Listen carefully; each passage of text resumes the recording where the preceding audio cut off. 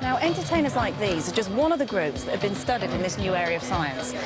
The study showed that if you took a group of people and over 3 months taught them how to juggle, the visual areas of their brain, so back here, the ones that were involved in following where the balls go, actually changed in just 3 months.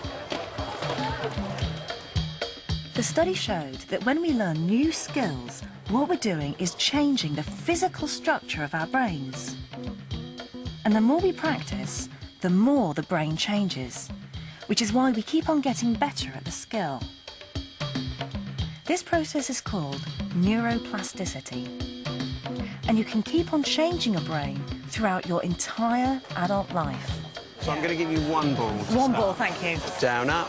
I can't even catch very well then. Your elbows by your Laughing at side. me. 1 point here and another point here you want to focus on. And then I'm going to give you another one now. So I'm going to go 1, 2, 3, 4. 1, 2. Now you've passed that one over. Even the film crew's laughing at me. So My you director's laughing at me. Everyone laughs at a beginner. Up, I don't feel up, very good down, at this. down. It really is difficult. Try starting with that hand now. It's really hard. You know, I'm not sure I've changed any of my brain yet, but these guys all have. The idea that physical changes happen in your brain when you're learning a new skill is something that is fairly well established now. But what few people have looked at is whether physical changes happen in your brain by thought alone, by something like meditation. But that work's just starting.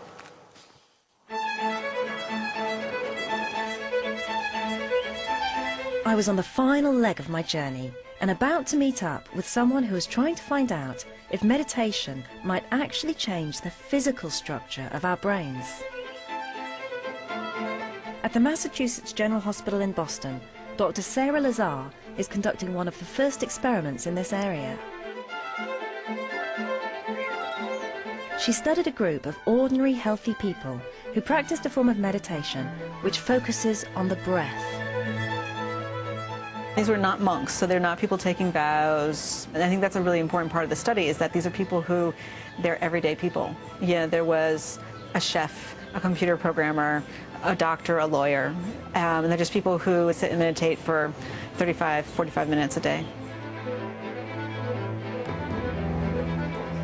She looked at their brains with a machine called an MRI scanner and compared their structure to the brains of people who'd never meditated. In particular, she focused on the outer layer of the brain, the cortex, where most of the processing of thoughts and emotions takes place. She was looking for any structural differences between the two groups. We saw come up on the computer screen, it was beautiful. Yeah, just these bright yellow splotches, and it was, woohoo, it was great. It was wonderful. What Dr. Lazar had discovered was that certain parts of the cortex in the brains of the meditators were structurally different to the brains of those who'd never meditated. This is a very, very small difference, and we're finding 0.1 to 0.2 millimeters difference between the two groups.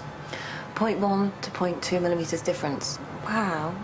So that's pretty significant, and yeah, when we do the statistics, it's statistically significant.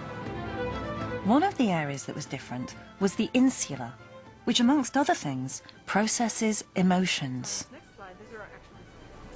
It's involved in awareness of internal sensations, such as hunger and thirst, but also your emotions, so anger and disgust and happiness.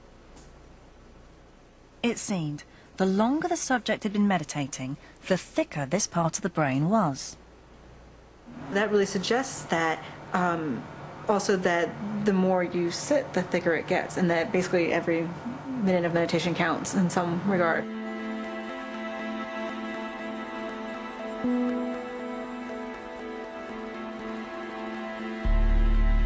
To me, this was fascinating. Mathieu, Professor Williams, Dr. Davison had all told me that meditation could affect your emotions. And here, Dr. Lazar believes that she's found an area in the brain involved in processing emotions that was thicker the longer someone meditated. It suggests that just the act of thinking, of focusing your attention on your breath, has the ability to have these huge pronounced effects on brain structure. The idea is that just through thought, you can change your brain.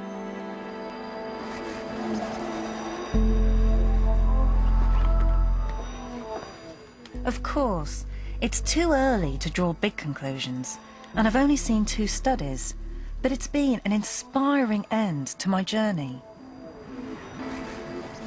What I've learned is that meditation might be able to change our brains and the kind of person we are. These may be extraordinary ideas, and of course, they could lead nowhere. But mainstream neuroscientists are starting to take them seriously. In my own life, one of the most important things I've learned is if I can manage to sit still just for half an hour a day and calm my mind and breathe properly, it just helps me with everything. It helps me think better, it helps me feel happier, see things in perspective, even love better. But that's just my experience. It's anecdotal. If science and society are going to be convinced, they need hard evidence. But that's what makes the work that I've seen so exciting. If evidence is found that meditation can help us all to think better, to be happier, and to be more compassionate, that would be amazing.